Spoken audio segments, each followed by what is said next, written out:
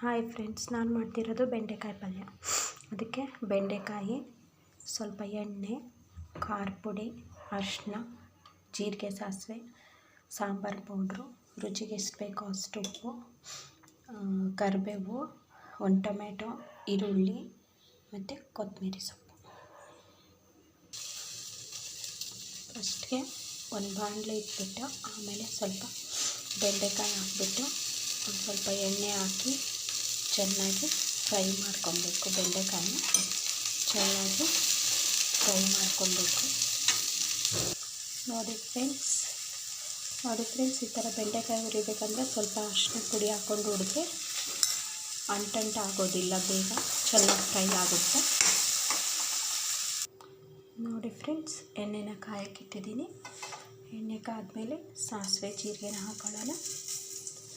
ಸಾಸಿವೆ ಜೀರಿಗೆ ಚೆನ್ನಾಗಿ ಸಿಡ್ದಾದ್ಮೇಲೆ ಈರುಳ್ಳಿ ಹಾಕೊಳ್ಳೋಣ. ನೋಡಿ ಫ್ರೆಂಡ್ಸ್, ಈರುಳ್ಳಿ ಫ್ರೈ ಆದಮೇಲೆ ಕರಿಬೇವು ಹಾಕೊಳ್ಳೋಣ.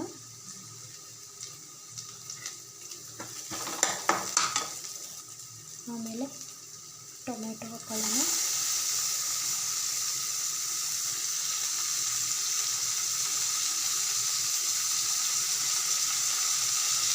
ನೋಡಿ ಫ್ರೆಂಡ್ಸ್, ಟೊಮೆಟೊನ ಚೆನ್ನಾಗಿ ಫ್ರೈ ಆದಮೇಲೆ ಒಂದು ಸ್ಪೂನು ಖಾರ ಪುಡಿ ಹಾಕ್ಕೊಳ್ಳೋಣ.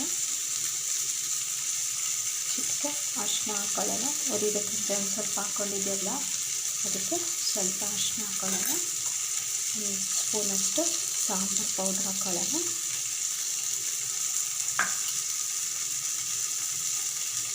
ರುಚಿಗೆ ಎಷ್ಟು ಬೇಕೋ ಅಷ್ಟು ಸಾಲ್ಟ್ ಹಾಕ್ಕೊಳ್ಳೋಣ.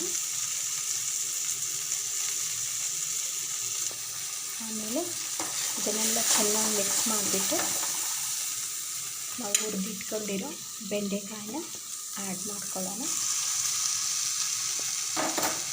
ಆಮೇಲೆ ಲಾಸ್ಟಲ್ಲಿ ಕೊತ್ತಂಬರಿ ಸೊಪ್ಪನ್ನ ಹಾಕ್ಕೊಳ್ಳೋಣ. ನೀರು ಜಾಸ್ತಿ ಏನು ಬೇಡ, ಸುಮ್ಮನೆ ಒಂದು ಸ್ವಲ್ಪ ಚಿಮ್ಸ್ಕೊಳ್ಳೋಣ. ಟೊಮೆಟೊ ಬೇಡ ಅಂದರೆ ಸ್ಕಿಪ್ ಮಾಡ್ಬೋದು, ಹುಣಸೆ ರಸನ ಹಾಕ್ಕೋಬೋದು ಲಾಸ್ಟಲ್ಲಿ. ಇವಾಗ ಒಂದು 5 ನಿಮಿಷ ಮುಚ್ಚಿಬಿಡೋಣ. ನೋಡಿ ಫ್ರೆಂಡ್ಸ್, ಬೆಂಡೆಕಾಯಿ ಪಲ್ಯನ ರೆಡಿಯಾಗಿದೆ. ಚಪಾತಿ ಜೊತೆಗಾದರೂ ತಿನ್ಬೋದು, ರೊಟ್ಟಿ ಜೊತೆಗಾದರೂ ತಿನ್ಬೋದು. ತುಂಬ ಈಸಿಯಾಗಿ ಮನೆಯಲ್ಲಿರೋ ವಸ್ತುಗಳನ್ನೇ ಯೂಸ್ ಮಾಡ್ಕೊಂಡು ಟೇಸ್ಟಾಗಿ ಮಾಡ್ಬೋದು. ಟ್ರೈ ಮಾಡಿ, ಲೈಕ್ ಮಾಡಿ.